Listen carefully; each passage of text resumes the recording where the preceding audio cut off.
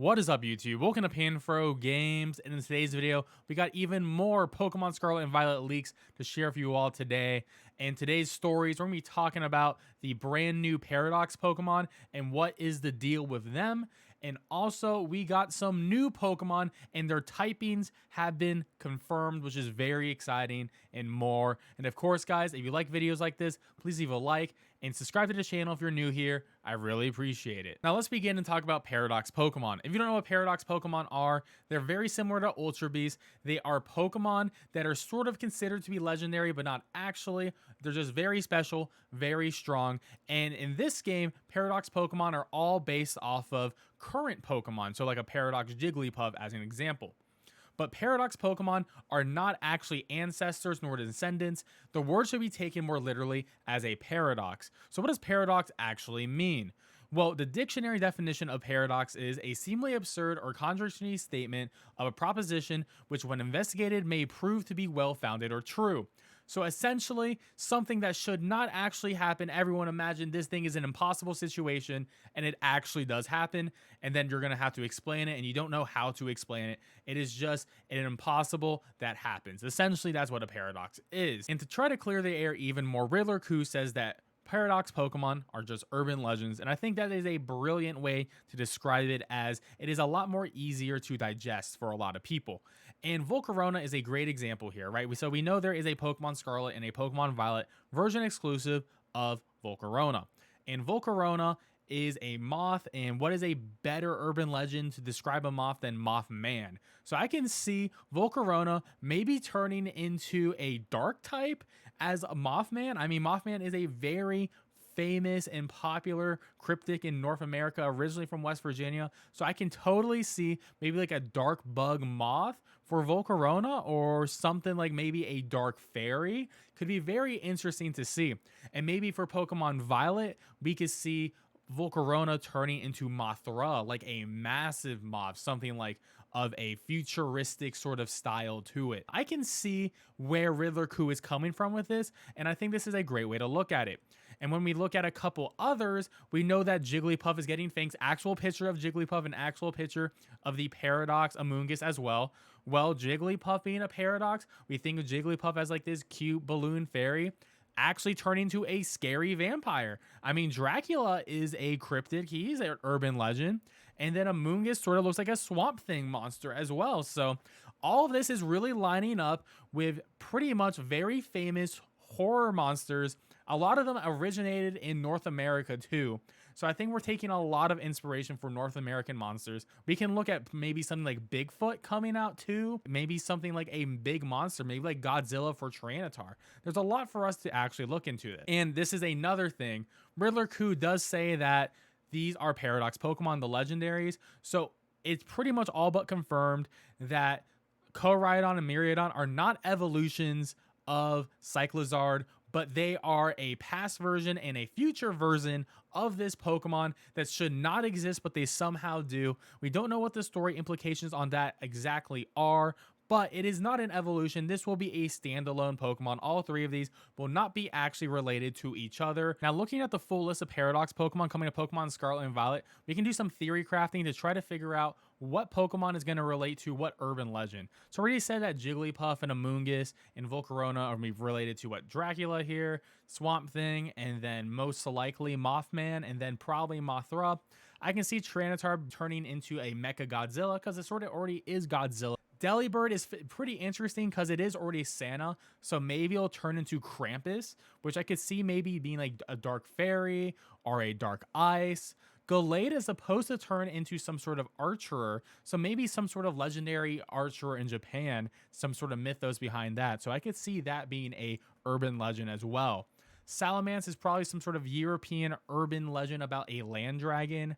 Donphan's a little bit more tricky. I can see like a mammoth, obviously, for a potential past version, or maybe like a super massive elephant, something that you would see in Lord of the Rings with those huge tusks. Not sure about Mischievous. It sort of already is a spirit, so maybe some sort of yokai, some sort of evil yokai spirit from Japanese mythos. Hariyama is a sumo wrestler, so maybe there's some sort of sumo legend. Suicune and Virizion, not 100% sure what these could be. Let me know in the comment section below what Paradox Pokemon you think is going to be related to what urban legend. And now for our new Pokemon type confirmation leaks.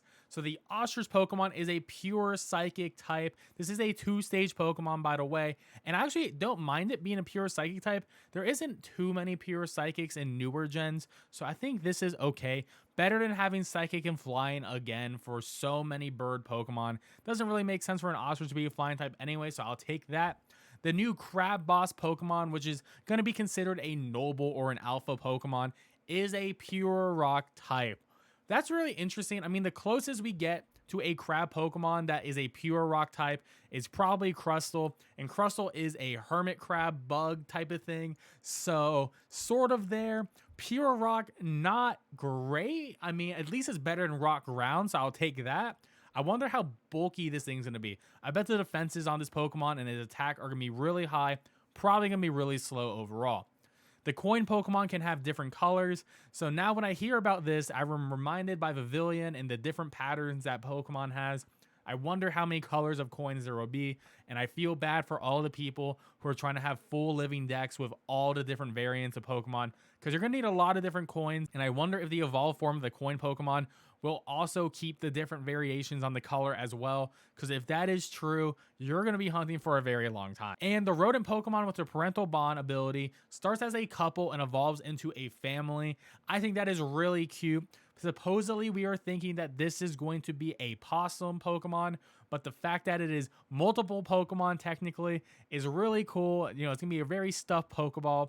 Parental Bond is an insane ability, by the way, so be on the watch out because this thing could be competitively viable if the stats are right. As reported on in yesterday's video, the Grasshopper Common Rider Pokemon will be a Bug Dragon or a Bug Dark. We know it is a new type combination for Bug, could potentially be Bug Normal as well, but because it is Common Rider, I am personally leaning towards the Bug Dragon hype.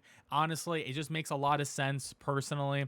And the Diglett's convergent species is a pure water type, which, I mean, makes sense. Diglett and Dugtrio being pure ground, and the fact that it's copying it probably does make sense that it's going to be a monotype like them. And diving deeper into the Common Rider Pokemon about the Bug Dragon typing, this is what it looks like on a competitive scale.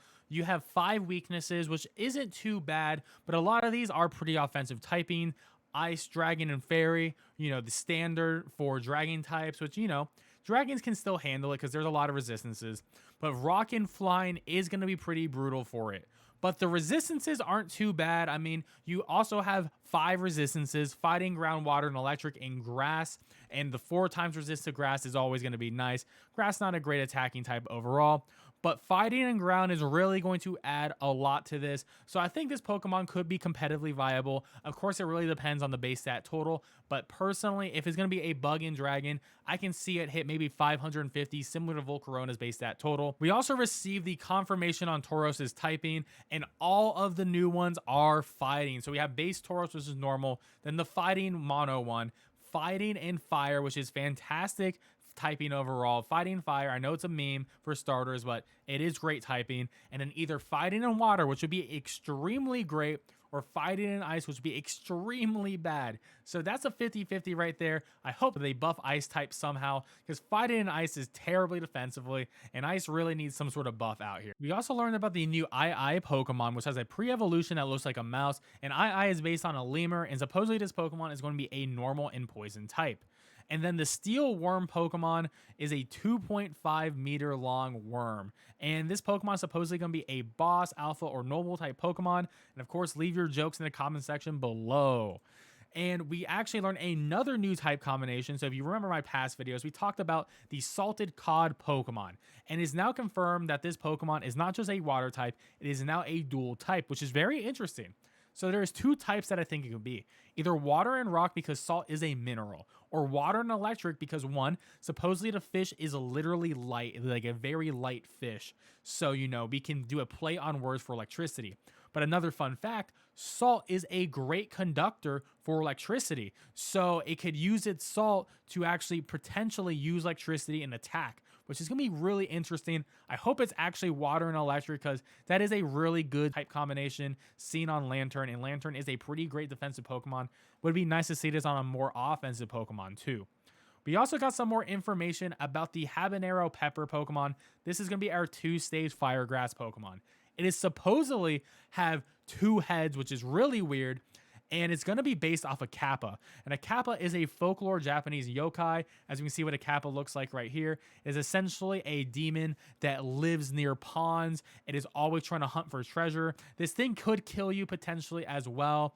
Sort of interesting that Kappas are usually associated with cucumbers, but why is it connected to a habanero? That's really interesting and different. And here's more images of Kappas. They are little gross little turtle demons with a terrible bald crown on their head. And lastly, from Leaks here, they caught something that I did not see before.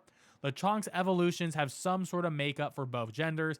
So we knew about the female having some sort of makeup, but the male will have some sort of makeup too. So both piggies will be looking good at the ball this weekend.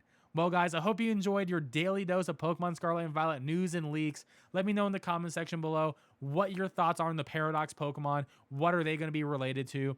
And I hope you enjoyed this video. Please leave a like, subscribe to the channel, and catch you guys next time. Peace out, and have a great one.